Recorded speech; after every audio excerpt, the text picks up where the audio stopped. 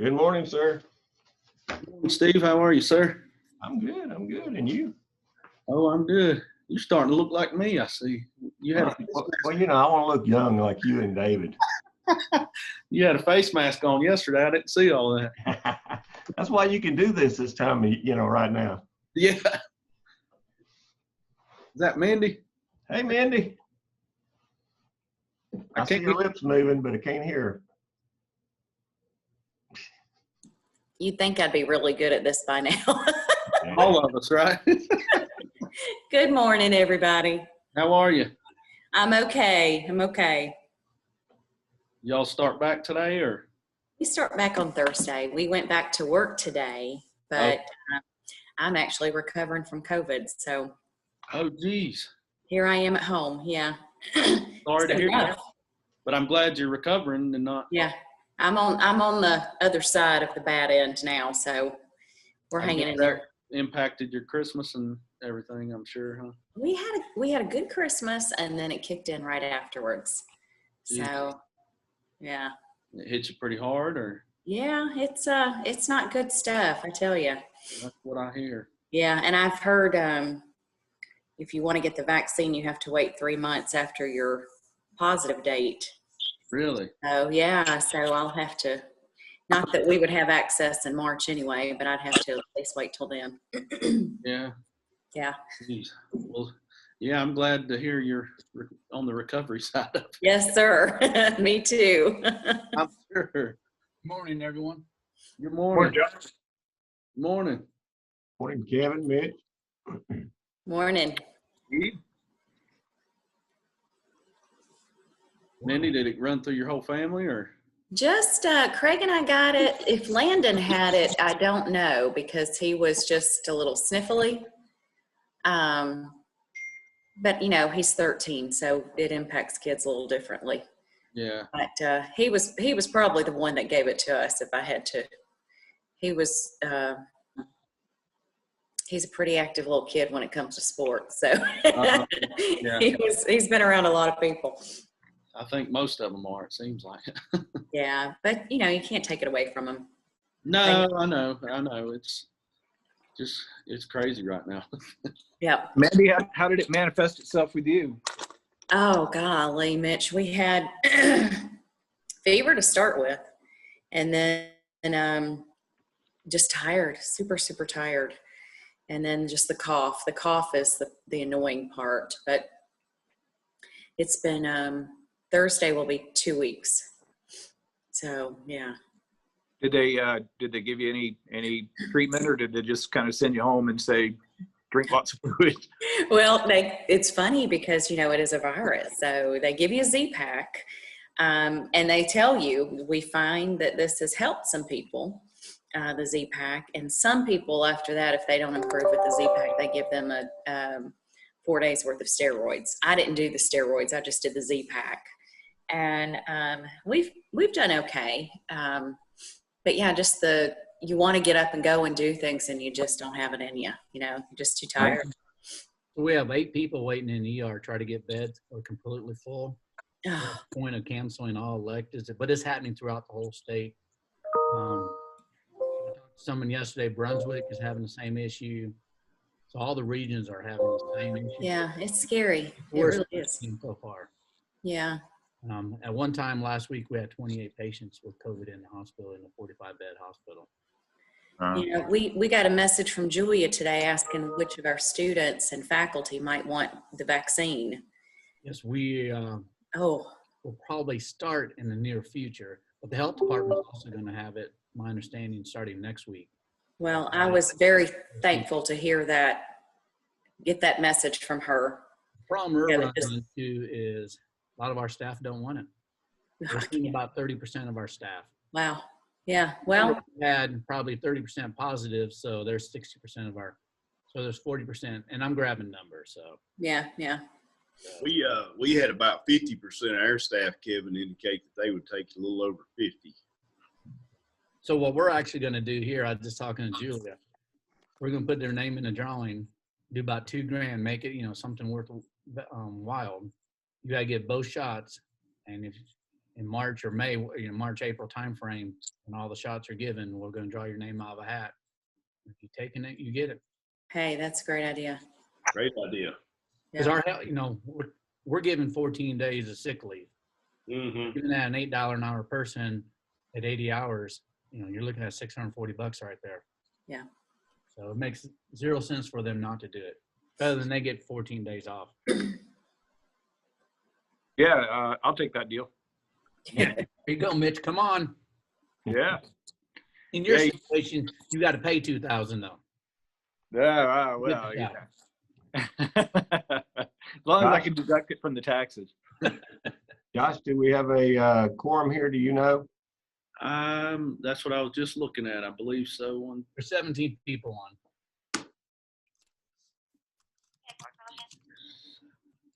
We do. Yes, sir. Okay. Well, if we got a quorum and everybody's here, it's after 9 o'clock. It's about 9:02. And so we'll call the meeting to order. With that, we'll ask if everybody got a copy of the agenda? Yes. Okay, can I get a motion to approve the agenda? I make a motion. Second. I'll Okay, second. all in favor? Aye. All right. Any opposed? Okay, did everybody get a copy of the minutes from our original meeting on December the 16th? And y'all had a chance to look over those? Need any changes or omissions? If not, can I get a motion to approve the minutes from the December 16th meeting? I make a motion. Okay, got Jenny. Thank you, Jenny. Do we have a second? I'll second. Okay, all in favor? Aye. Aye. Okay, any opposed? Okay, thank you very much. And at this time, we're going to turn it over to Josh for the second reading of the bylaws. All right. Thank you, sir. So for our bylaws, I sent out the revision, the copy of the copy of the bylaws with the revisions in it. Hope everybody had time to review those.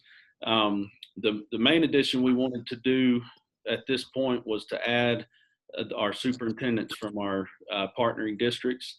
And so we have added those, and you'll see I marked out the items that we are marking, taking out or going to delete. And then any additions are in the red print. And so you'll see those on, let's see, let me get to on page 3 of the document. You'll see that. And then on page, also line item F there, we decided to actually take off that one representative from the Union County Economic Development Authority, because we have Mitch, and that is going to be a permanent voting member there.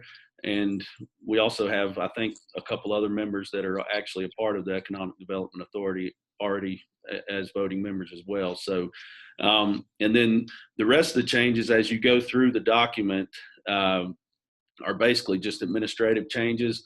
We added the superintendent, so that actually added or increased our numbers there from 6 to 8.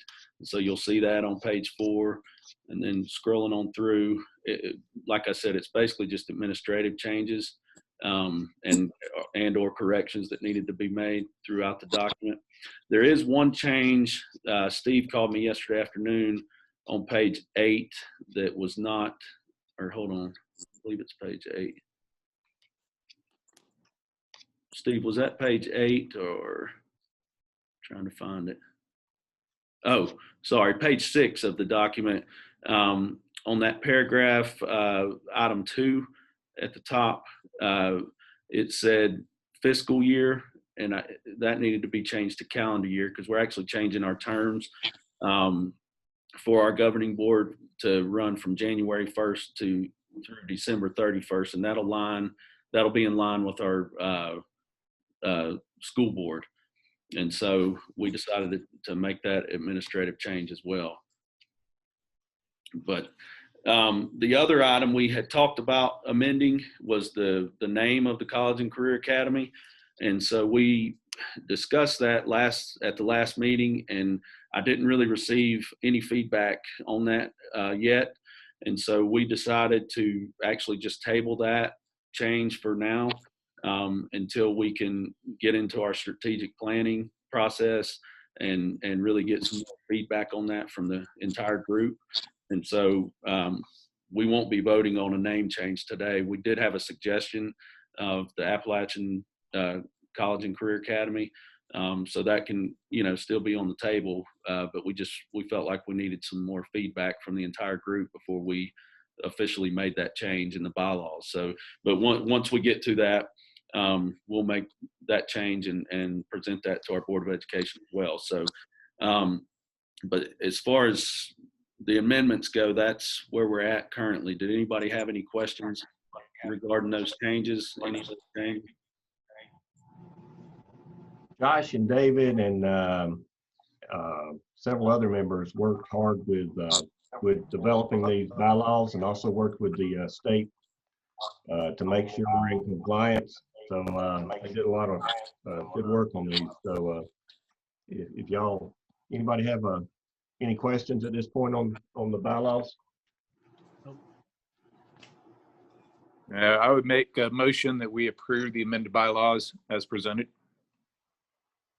Okay, we were gonna do that as an action item just a little bit later. So, we'll just, if you'll just hold that. Oh, yeah, I got you. We'll get it just a little bit later here, so, Can I make a comment? but of course. Yes, ma'am. I was just looking, Josh, on page where we're talking about the membership, and where you added the additional superintendents, and you said, well, it says also include up to 8, and then you have 8 marked out, and you have 10. So Yes, we need ma'am. to make that 10, and then on this after that in the Article 3, it says 8, but shouldn't that be 10? Yes, ma'am. I will, let me make a note and I will make that change too. I'll go back and look at that and make sure the numbers are correct and match each other on both those sections. That's on page 3 and 4. 3 and 4. Nothing major, but we want to have our I's dotted and T's crossed. Absolutely. Well, because then I want to have to go through the process of changing it again, 3 and 4. Thank you for noticing that, actually. Aren't those two different things though?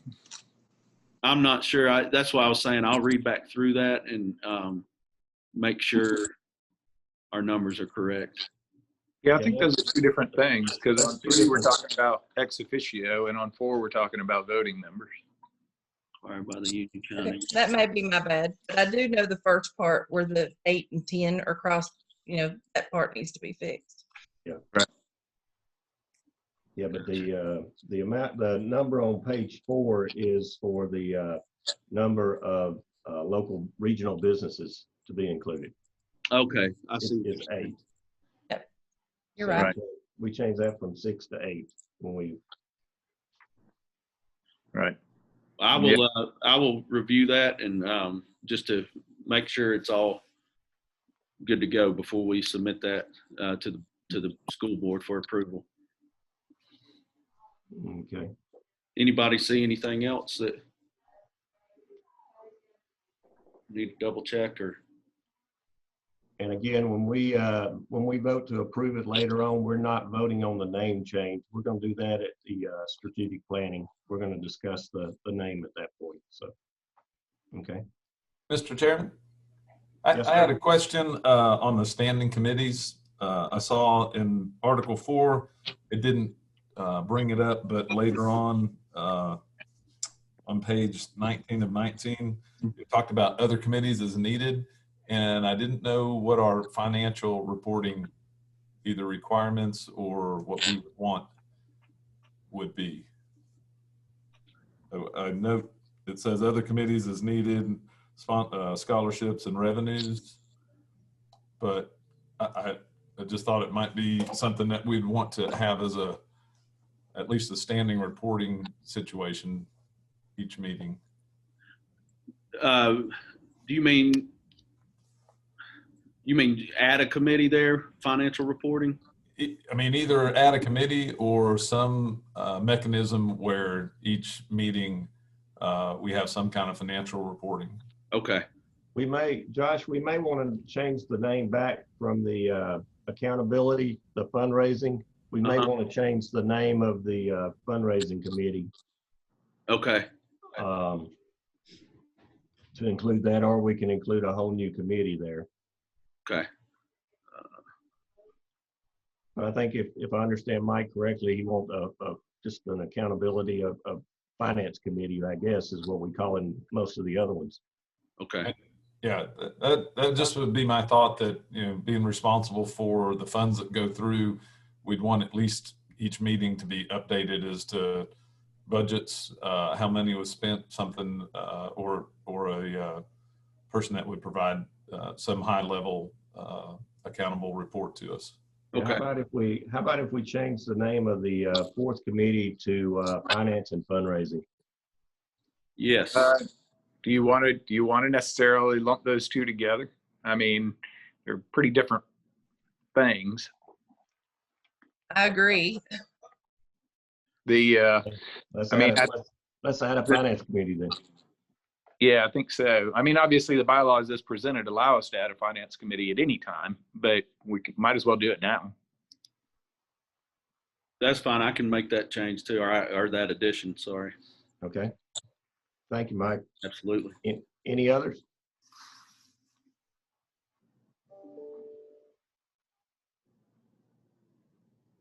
Okay. You got any more updates for us, Josh? Well, I was going to give everybody some more updates on just where we're at as far as on the item B there, where we're at with our facilities, curriculum, regional MOUs, and then discuss the strategic planning piece a little bit.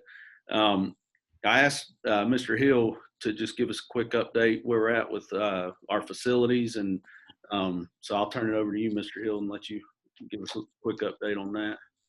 Yes, sir, Mr. Davis. Thank everybody for being here and sharing a little bit of your morning with us.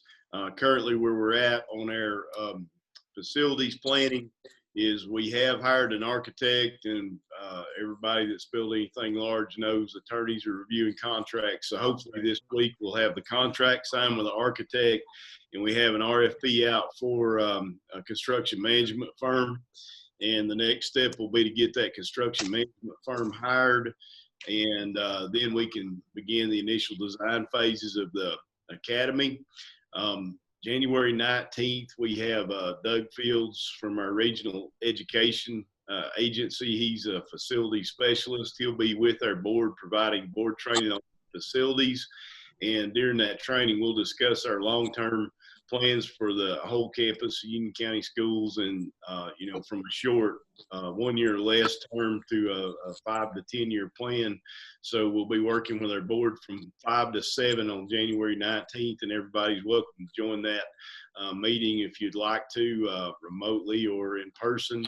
And usually Doug has a really good training. So hopefully in the next 30 days, we'll have the construction management firm hired and our architect working together. At that point, the process that I would like to use is to bring input from this group of people because you're the business experts, what the labs would need actually, and what kind of spaces, what kind of skill sets future employees would need to have post-graduation. Let you have an opportunity to talk with the architect and construction management firm alongside the staff members that will be teaching in these labs.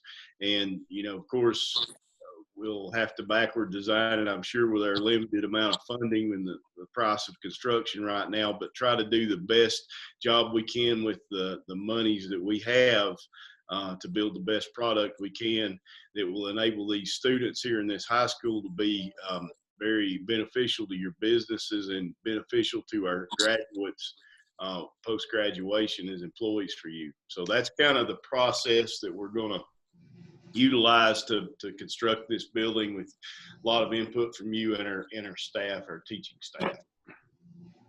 Thank you, sir. Anybody have any questions about this specifically, though?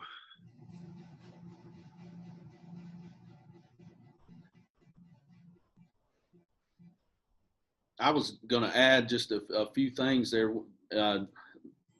Obviously, last year, before the whole COVID pandemic, we visited quite a bit of career academies around the state.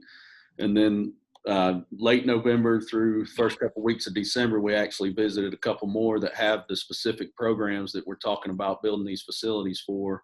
And we took our facilities director along, our instructors along. And so we're really trying to get an idea of what other folks actually have, the labs that are fairly new and things like that. But at the same time, we really want to gear everything we do towards our local and our regional needs here.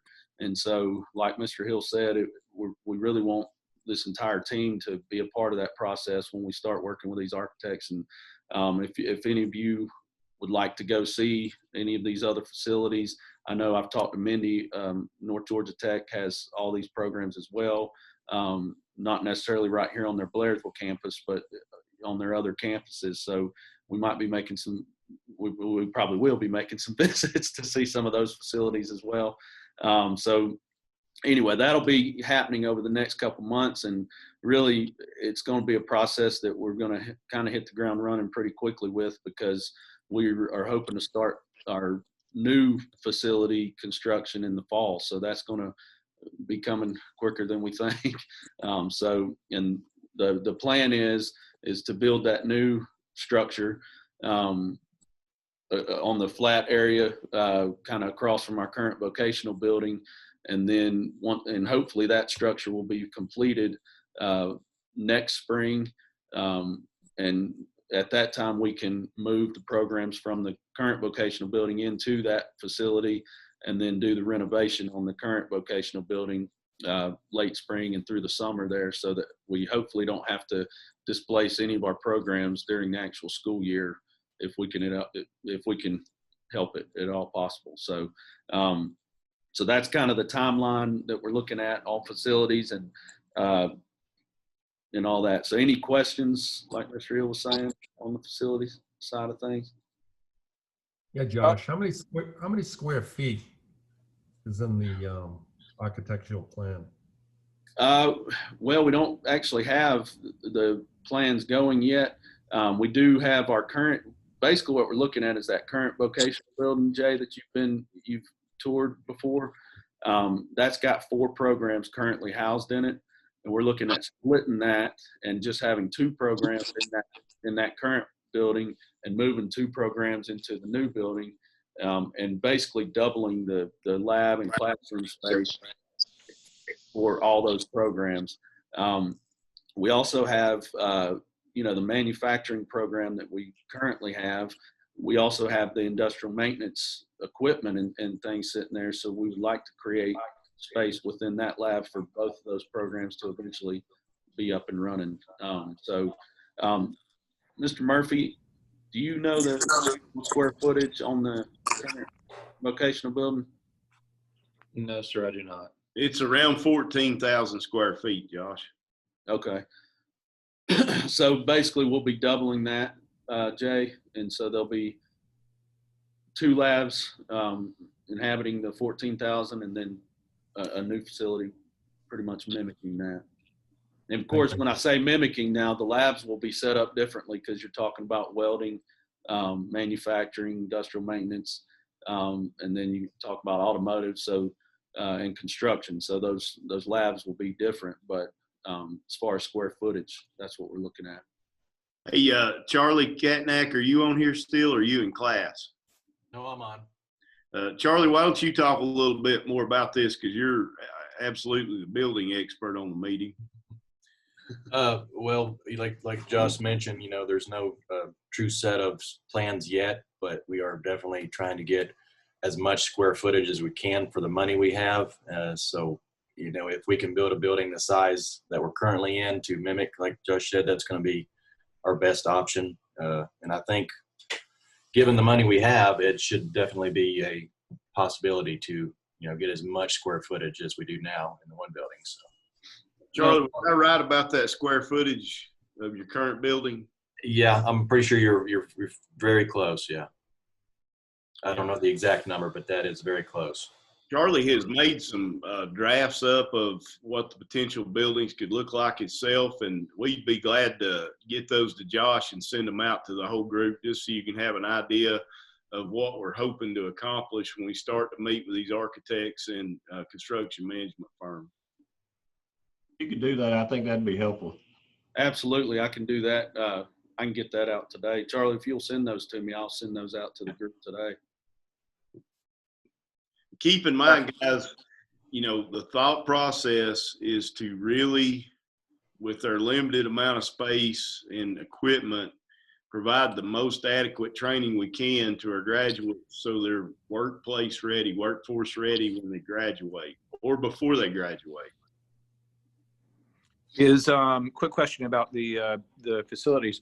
Are we necessarily bound to the one site that you guys have in mind, or is, depending, I think you make a good point, John, when you say we may well have to kind of back into the design of this thing, depending on, what needs there are, as well as costs and stuff. But has anyone looked at that site to see what it maxes out at? Is it maxed out at 15,000, 25,000, 30,000, or is there any other sites that could be in play? Well, Mitch, we looked at it very closely with Mike Patton, and Mike, everyone knows Mike's a very, very skilled excavator, very experienced. And the site prep would be very minimal right across the road because it's a flat pad. It was originally created for tennis courts. And I believe, Charlie, if I'm not incorrect, we could put a 100 by 200 building footprint on that side. Is that correct? That does sound correct. The plans that I did draw out, one of the plans actually is laid on the plot, so it gives a good idea of what size the plot is as well. So I don't know. I don't remember those exact numbers right now, but they will be in those plans that Josh sends out. But we have other sites, but logistically keeping those programs so close to each other and the minimal amount of grading costs, that the one thing that we are planning on doing to save money is doing the grading in-house, because we do have Mike here, and simply renting some equipment and letting Mike do the excavating and the site prep, which will save us a considerable amount of money. Okay. One other thing on facilities, I know I've said this before, but just so everybody's aware, our current C-wing that you guys all come to when we have the meetings in the multi-purpose room, that facility actually houses our healthcare, sports medicine, entrepreneurship, agriculture, and computer science programs. So that wing of our high school will also be part of this career academy.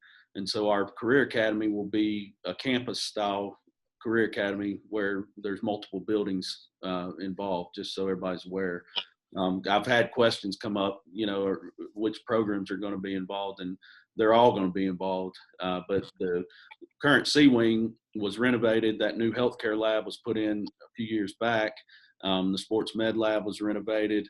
And so there's very minimal work that needs to be done to update those labs at this current time, but all of those programs will be a part of the Career Academy as well. Josh, what's the estimated budget? We have, the grant was $3 million, and then there was a $75,000 cash award.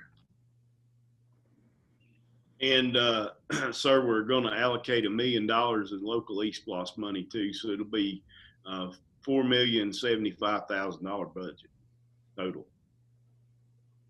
And the $75,000, just so everybody's aware, that $75,000 cash award has to be spent this current school year, so it has to be spent by June 30th. And so we're talking about probably architect fees and things of that nature for that $75,000 cash award, or at least helping with architect fees. Any other questions on the facility side? You mentioned about the East Blocks, do you have kind of a budget of what you're going to need for equipment and build outs inside? You know, so we can kind of figure out, all right, what's going to be used for the building, what's going to be used for all the equipment and everything else. That's a great question. Thank you for that. Actually, on the equipment side of things, once we get these facility plans in place in May, I can actually apply for equipment grants that are through the state, and it's through the CTAE programs at the state level. And so for every lab that we are touching to modify, I can apply for equipment grants, and those equipment grants vary as far as the amount you get. But it's a pretty significant amount of money for each program and it's strictly for equipping those programs. So for instance, we added a couple welding booths to our current welding lab a couple years ago, and we received, I believe it was close to $70,000 for equipment. And so we basically were able to purchase all new equipment for that lab. Same thing with our new healthcare lab in C-Wing. When we added that addition a couple years ago, I believe that grant was around $100,000. So it's a significant amount of equipment money that I will apply for, and you know, as long as the state budget hopefully don't go south, we should get those equipment grants, because it's not a competitive process. It's basically if the money's there in the state budget, which it has been for many years. Now, one thing that's important for you guys to know about those equipment grants, the state has like approved list, and Josh you could send those to the group as well. Mm-hmm. So the point is, Chris, there could be some items that we're just not able to buy with state money, that we might want to back part of that money out of the building. If there's say a machine that we need to manufacture a part that our kids really need to know, we might need to back out $40,000 from that $1 million local and purchase that piece of equipment. That's something that we really need you guys to help us with, because some of that stuff we're not real familiar with. I'm assuming, what about furniture and fixtures? Would that be included in that possible grant, or that's something we need to back out too? Furniture and fixtures furniture would be out of the $1 million local East Blast. Now, some furniture, depending on what the furniture is, just if there's specific furniture that is specific for a program, I'm trying to think of a good example, some kind of work table that is specifically for Charlie's construction program. Some of those items are allowed to be purchased with those equipment grants. But it gets sticky. You can't just buy desks and chairs and things like that with the equipment grants. But if it's a specific piece of furniture that is needed or for a specific program, then they will approve some of those items. So it'll depend once we get to that step. It'll just depend what the item is and which area we can take it out of, or which budget. Yeah, Josh, I know it's a bit of a moving target, and there's a lot of things we can't answer right now, but would it be fair to say, at this point at least, because we just don't know so many things, we're just going to try and maximize our facility space in the present term, obviously reserving some money for FF&E and maybe some equipment, but trying to maximize our facility space itself, and then primarily perhaps rely on future grants for as much equipment as we can get. Is that kind of a fair way to think about it? Yes, sir. And to be honest with you, over the past several years, we have received a good bit of grant money, not only with the new additions and the renovations that we've done and got those equipment grants I was just talking about, but for instance, in our automotive program last year, we applied for a grant and got a $30,000 grant to help us purchase a new alignment machine. His alignment machine was, I believe, from 2002 or somewhere in that vicinity. And so it was way out of date, and the people couldn't even update it anymore. And so we actually got the same alignment machine that North Georgia Tech has. And so that we did that on purpose so that it's a smooth flow through and the kids are learning the same thing. So that's just one example, but what I was getting at though is a lot of our labs have pretty good equipment. For instance, with Charlie's, We just started the construction program back up last year, and so a lot of that equipment is new, and we were able to purchase a good bit with either local funds or CTA funds. And so, a lot of our labs are equipped rather well. So I think those equipment grants will go a long way as far as our needs are concerned, if that makes sense.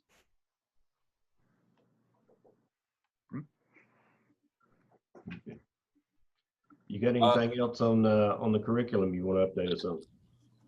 I think Mike was about to say something. Well, I was just going to say that this would probably take some brainstorming, but within Blairsville, there's a significant amount of manufacturers. Obviously, we manufacture a variety of things. We have a door window manufacturer, and I know that can be pretty sticky situation to try to work with that. But if we're trying to solicit from the businesses that are here that we have people ready for their workforce, I think it might be a good idea for two things. One is if through the process of construction, and there's an individual he made the doors up at the Performing Arts Center. He manufactured those. If we could maybe tie that in with the students and the construction, that might be a pretty significant tie-in to really accomplishing what we want to accomplish, that they're ready to go to their workforce. Okay. That's a good point. Sure. Then the other thing would be, I know that we've done it in the past. I think, Jenny, you guys have done it, work with a variety of the businesses that we're trying to supply, work-ready students for the equipment. Maybe get like a Jackie Jones to donate a certain piece of equipment, or we donate welding equipment and steel fabrication, that kind of thing.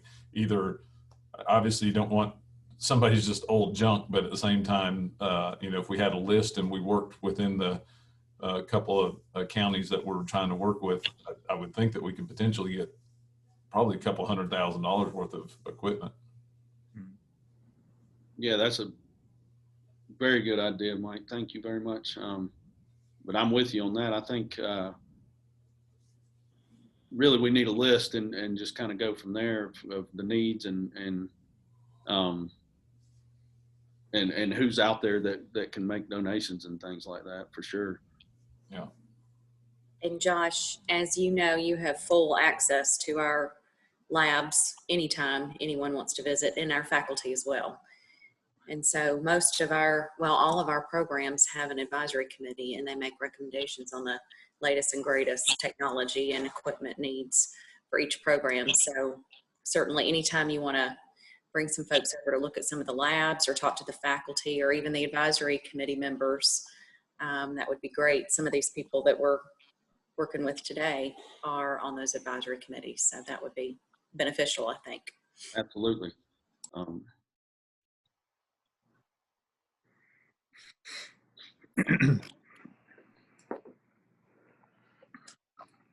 Sorry, I'm just making a note here. Any other questions, comments on the facilities piece before I move into the curriculum update? All right, so for the curriculum update, I know for over a year now, you've heard us talk about that wall-to-wall model, and what that is it's blending academics and CTAE curriculum. And so we visited last year. Actually, me and CT were in Nashville when COVID started, and they closed down. We were staying right next to Vanderbilt, and when they closed it down. And anyway, but we visited lots of programs, and everybody has their own model of that wall-to-wall model. But when we talk about that, basically what it is, if you're familiar with our current STEM program, that is the model where they're blending academics. So for instance, our current STEM program teaches geometry, algebra, blended with the engineering curriculum. They also teach biology, human anatomy, blended with our healthcare curriculum. So we're looking at really, I guess, increasing that to be more of a school-wide model. However, when I say that, that's not something that we can just flip a light switch on and boom, it starts, next week and we're doing that. It's going to take it's going to take some training. It's going to take some time.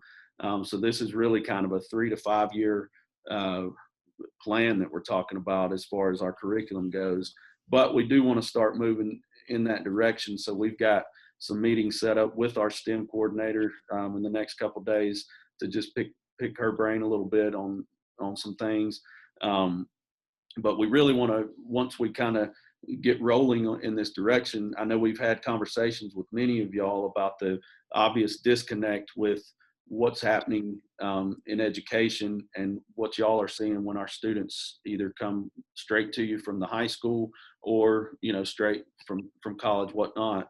And there is that disconnect. And so that is where we're going to need you guys to come in when we get to that point and help us to, and we can really create our own curriculum. Obviously we've got to follow some state standards and things when we're talking about curriculum, but through our charter, we have a lot of flexibility. That gives us the flexibility to really develop what we need curriculum wise here. And now when I say all that, I also want to just say, we've all seen, especially in this current COVID time, the importance, I guess, of traditional high school. And we're not talking about, totally blowing up the high school and not giving students a traditional experience in high school with the athletics and everything else involved. And obviously throughout this past year, students have, I don't know if suffer is the right word, but they've had to miss out on a lot of different things that a traditional high school student would have got to participate in, such as prom and homecoming parade and things like that. So we are, just so everybody's on the same page with that, we're not talking about totally blowing up the high school experience, but from a curriculum standpoint, we really think we can make an impact and really provide and produce graduates that are ready for the next step by making some of these connections with them through their academics and blending those with their interests, with their areas of interest. So CT, did you want to add anything to that at all, or? Yeah, I think we've got a really good model that's worked very well with the STEM program. I mean, they have done when we went to Nashville and we talked, you remember, Josh, to some of the principals up there, and we explained what we were doing in the STEM program. Even at the academies, they were like, we would really like to be able to move to that model. So it's a true blended model, and I think we've got a really good place to start and start to look to spread throughout the whole school, for sure. Well, and I know we've talked about this before too. We've kind of, the last few years, we did some, I guess, dipping your toe in the water a little bit with our cross-curricular projects. And we had every teacher in the building, our academic teachers worked with our CTAE teachers once a semester to develop a lesson and just see, it was really just an experiment that CT started a few years ago, and it really went well. But I guess where we're moving to is really identifying, the critical academic curriculum that kids need to know, and then where does that match and where does that fit as far as blending that with our CPA curriculum. Yeah, some of those were really cool. One that was good, the Derek Dillinger, our welding teacher, teamed up with Debbie Nichols and AP Calculus, and they worked together. The two classes worked together and, went through, and it was interesting because the AP kids were kind of leaders in the classroom, but as soon as we went out to the shop, some of them had never even been in a shop, so when they got to experience on the welding side, and then those kids that are gifted on the skills-based side, they immediately took over and were the leaders in the classroom and teaching those kids basic welds and stuff like that. So, I mean, and it just opened up a lot of kids' eyes. I guarantee in 30 years, both will remember that lesson more than many of the other things that they sat through. So we really did that school wide. It was pretty neat. We want to get back to that as soon as we can after COVID, for sure. Well, and some of the things I know I mentioned in our that update meeting we had back in, I think, November, but COVID actually has benefited a little bit as far as our curriculum development and our curriculum, like, you know, just because our teachers have all developed now, they can teach virtual and in person. And so when you're talking about this, and because really this wall-to-wall model, the headache is going to be scheduling that and figuring out staffing and scheduling in order to do that. But COVID has actually helped us with that, because you can do things virtually and then schedule lab times and things like that. So it's a big undertaking, the curriculum piece to this Career Academy. And especially when you start talking regionally and working with other school districts as well, because you might get into, and the hope is we probably would get into working with other schools as well. So it's a big undertaking, and it'll be like I said, a 3 to 5 year is kind of what we're looking at, is until we're kind of fully up and running with that. But we're excited about moving forward. And just let me also add on the curriculum side. So a lot of this, what will happen if once we have that wall-to-wall model, and what we currently see in our STEM program is it accelerates kids as far as getting through their high school requirements, graduation requirements. And so by the time they become juniors and seniors, they will be able to begin the dual enrollment piece of that, and aligning that dual enrollment with whatever their career goals are will be very important. And not only the dual enrollment side, it's also, they'll have more opportunities for our apprenticeships and internships and things like that to really get that hands-on experience out in the industry. So so that's just a whole nother piece to the curriculum side of things that I think is important to note. And obviously our post-secondary partners that are on here will be tying that whole piece in as we develop this whole model. So any questions on the curriculum side of things, comments?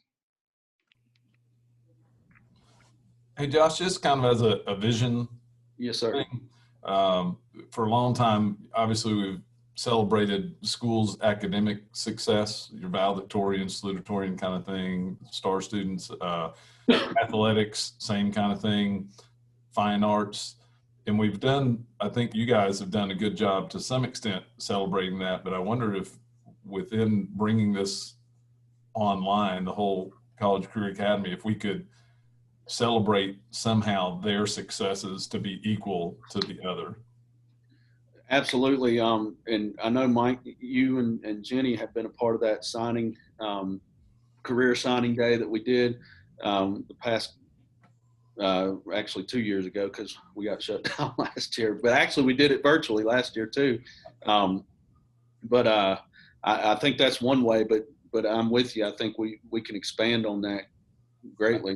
And I don't know, for each curriculum, if there were, some type of a award, for excellence or something like that each year, that they could be recognized, rewarded, and, again, it's kind of celebrated, because one of the biggest problems that we have is matching aptitudes and expectations with the workforce. Everybody kind of wants to work on a computer, and there's nothing wrong with that. But at the same time, we have needs for people in manufacturing or people in the healthcare, whatever those things are. And I was just thinking this might be a way that would bring some notoriety to that and push that along. Yeah, I think that's a great idea, especially having some type of award or recognition for the different programs and having the regional industries somehow tied into that and sponsoring that in some way.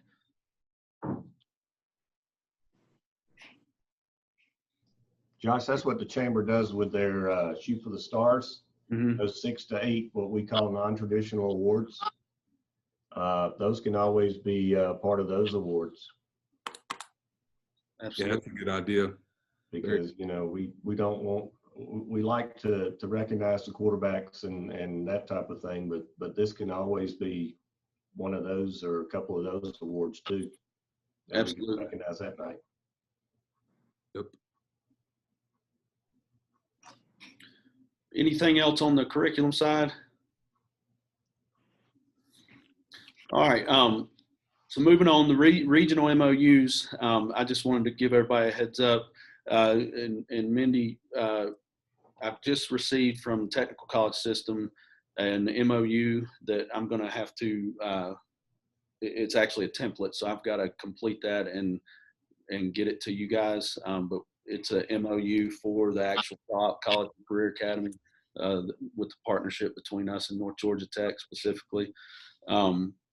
And so just to give you a heads up, that'll be coming as soon as I can get with Mr. Murphy, or Dr. Murphy, sorry, and get that all ready to go. And then also, I'm not sure if any of our partnering districts are on here, but we had MOUs in place last year that we created during the last January.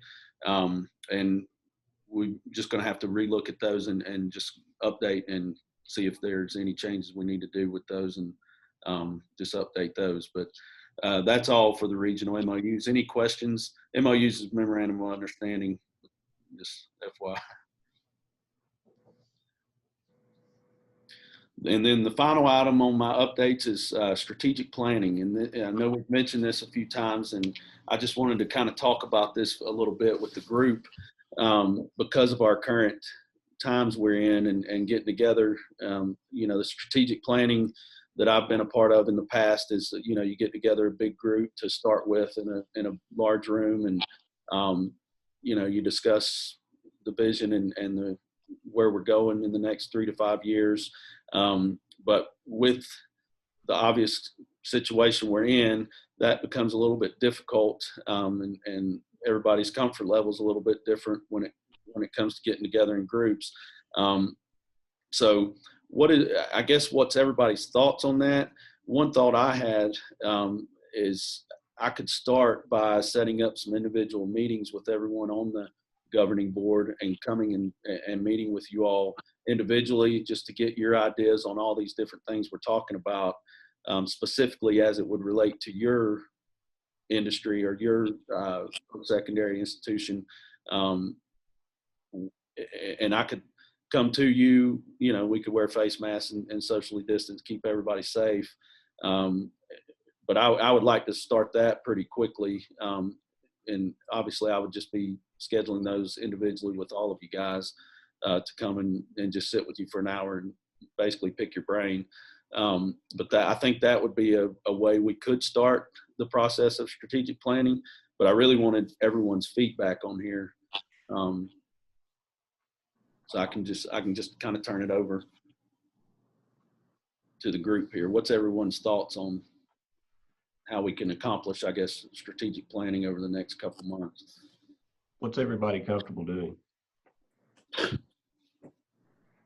Might wait a little while for your meeting with me, Josh. Yeah. I'm fine though. A couple of weeks I should be. Well, and I said I would come to everyone, but I also don't mind meeting folks individually just on a Zoom like this. Yeah. If because I know every business or post-secondary school, everybody's guidelines and requirements right now are different. So if folks are totally not wanting a visitor, obviously I understand that. We can do a Zoom. I just thought I would love to meet with everyone individually on here and just kind of get your ideas and your thoughts and on all the different things that we are discussing here. Yeah, one thing that I would maybe suggest as a way to expedite things is do exactly what you're saying, Josh. You know, meet with folks and get some of their kind of high level ideas and everything. And then perhaps put together a series of surveys that you can send out to the group, and that way we can kind of prioritize, you know, be it, you know, a curriculum thing or a program thing or a facility need or whatever it is that, you know, all goes into this big bucket of stuff, because there's a lot to, you know, consider. Right. but you can maybe send out a series of surveys according to those things so that maybe the group can prioritize in that manner, and then kind of get everybody together for a half day or even day long strategic planning session where you just nail it all down. Yeah, I like that idea too. And within the next couple months, who knows where this thing's going to go? We all hope, I'm sure, that it takes a turn for the better, and we could actually maybe by that point get together physically if everybody's comfortable doing that. But I think that's a really good way to start. And once I meet with everyone, I think I'll have a better idea just kind of what kind of surveys we need to put together and send out and all that kind of stuff. So other ideas for the group, guys? I'll be right back. I got a student standing right here at my door. Give me 1 second.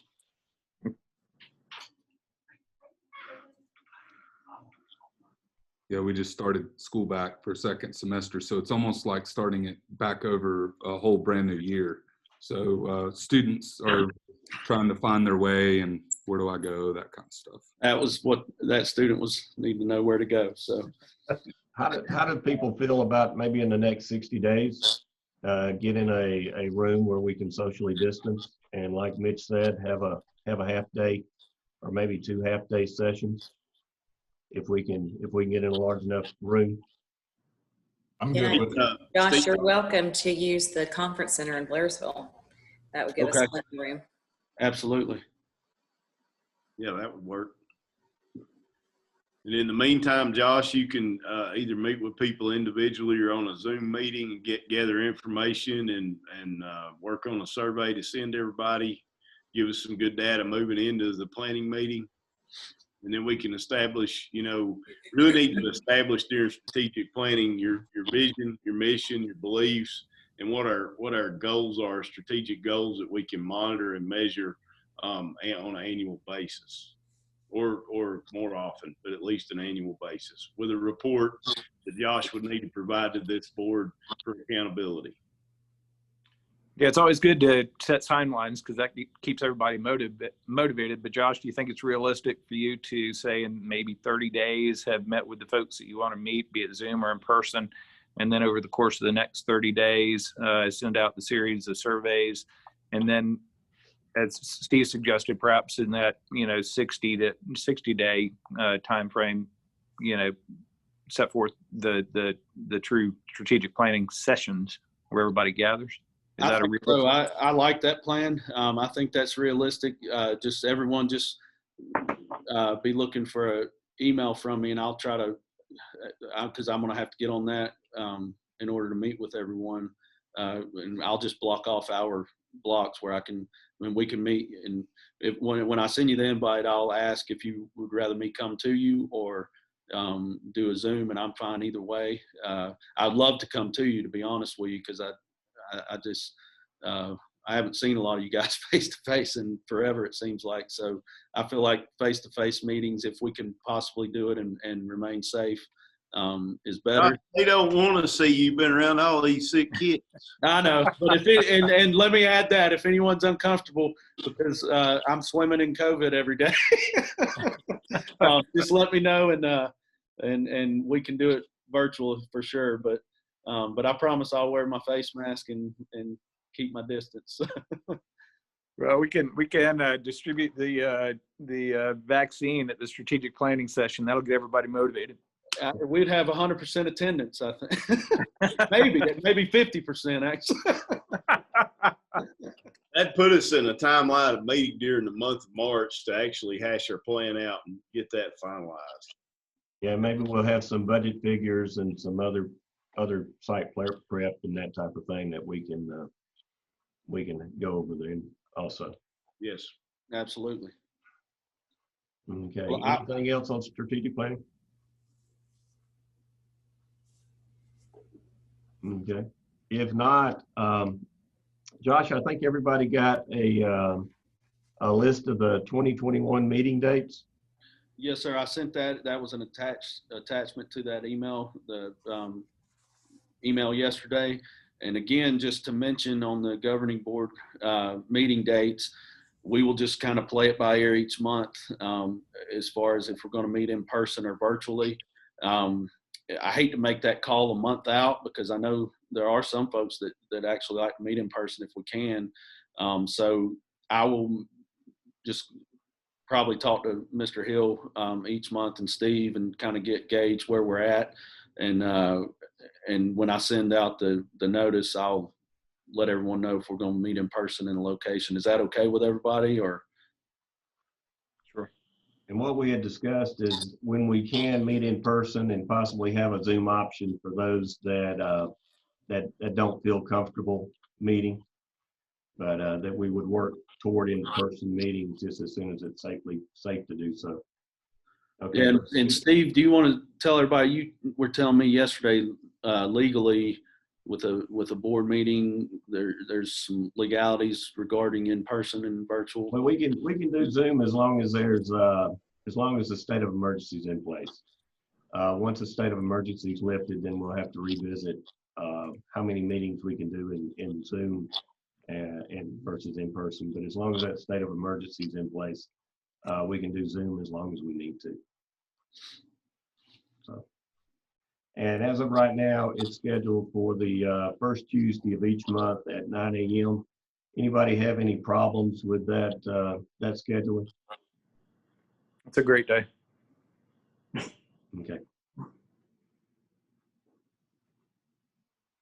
And that actually, just to give everybody a head, that actually gives us a couple weeks before our board meeting, our school board meeting. So whenever we do need to present things to them, that gives us that prep time. That's why we picked the first Tuesday, because our school board meets the third Tuesday of each month. So that gives us that time for me to get on their agenda if I need to, and or for us to get on their agenda if we need to, and be prepared. Okay. And if there's no other items for discussion, that's a great segue into the action items. And we've got to approve the bylaws as amended. And I think we've got the one additional change that we're going to add a finance committee on page 8 of 19. So if there's And also no. on page 3, Steve, we're making that change. On what page? Page 8. Yeah, page 10. Yeah, page 8, section A, the committees. We talked about adding a finance committee. And then also on page 3, there's Okay. this verbiage change there. Okay. Oh, yes, sir. Yes, sir. The number. Two changes. Yes, sir. Yeah.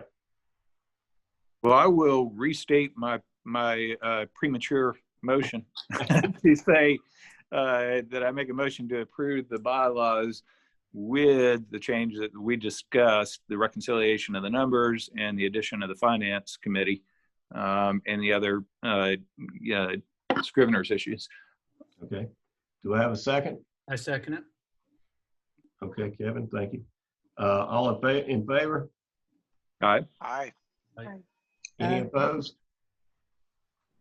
Okay, that passes unanimously. Thank you. We also need to have a motion to approve setting the board meetings to the first Tuesday of each month at 9 a.m. Can I get a motion for that? So moved. Chris, thank you. Do I have a second? I'll second. Okay. Who was that? It's Jenny. Jenny, thank you. Okay, Jenny. All in favor? Aye. Aye. Any opposed? Again, that carries unanimously. Any other items that we need to discuss or vote on at this time, Josh, that you're aware of? No, sir. Not that I'm aware of, unless anybody else has anything. Okay. Well, it's 10 o'clock and we said we'd let everybody get out of here at 10 o'clock. So do I have a motion to adjourn? So moved. Okay, got Mitch. Do we have a second? Second. Chris, all in favor? All right. Okay. Any opposed? We stand adjourned. And again, thank you all. And I think Josh will be getting with everybody to let's get ready for to get things rocking and rolling. So thanks everybody for attending. Thank you. Thank you, Thank guys. See you guys. You guys, Go I'll vote talk to you soon. today. What's that? Go vote. Oh, yes. Yes. Go vote and stay healthy. Absolutely. See y'all. Okay.